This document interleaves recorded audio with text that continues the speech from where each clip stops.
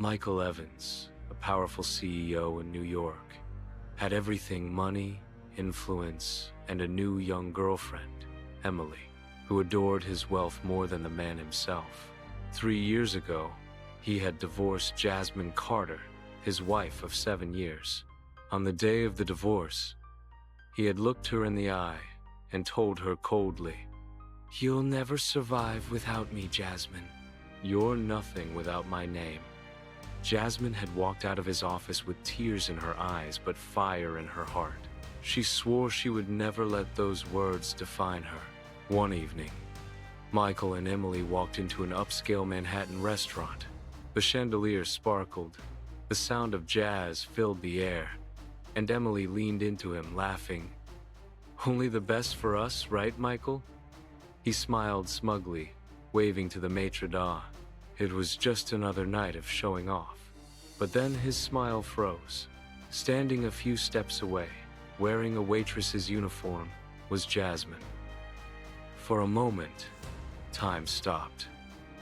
She was poised, calm, her beauty untouched by struggle. Michael's throat went dry. Emily noticed and smirked. "Wait," she whispered loudly. "That's your ex-wife? She's a waitress? Oh my God. Michael, you really upgraded." She giggled cruelly, sipping her wine, loud enough for Jasmine to hear. Michael's pride cracked. He rushed toward Jasmine, lowering his voice. "Jasmine, please, just 5 minutes. We need to talk." But Jasmine didn't flinch. She looked him straight in the eye and said firmly, "That conversation ended 3 years ago." She turned and walked away, graceful, unbothered. Emily burst into laughter at the table, taunting Michael. "She must hate herself, seeing you like this. Look at her serving tables while you're here with me." Michael forced a laugh, but inside, shame burned.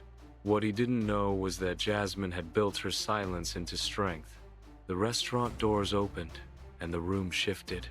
David Miller, a well-known Wall Street investor, walked in with his security team. The entire restaurant hushed. He didn't go to Michael or the VIP section.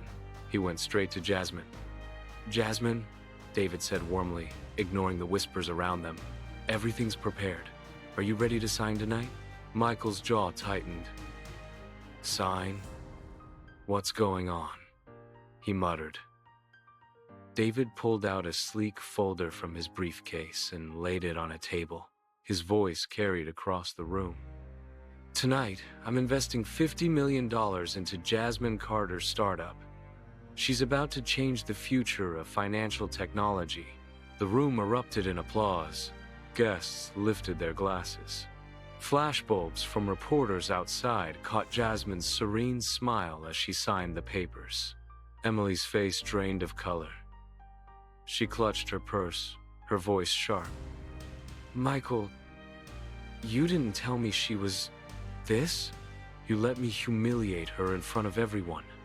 She shoved her chair back and hissed, "I'm not staying with a liar." She stormed out, heels echoing like thunder. Michael sat frozen, watching the woman he once dismissed now shine brighter than he ever had. Memories flashed in his mind: the divorce, his cruel words, the smug satisfaction of walking away. Now those words haunted him. Jasmine finished signing, shook David's hand, and walked past Michael. She paused only for a moment. Her voice was calm, but sharp enough to cut through him. "Never underestimate the woman you left behind." She walked out into the night, where a limousine waited. Photographers called her name.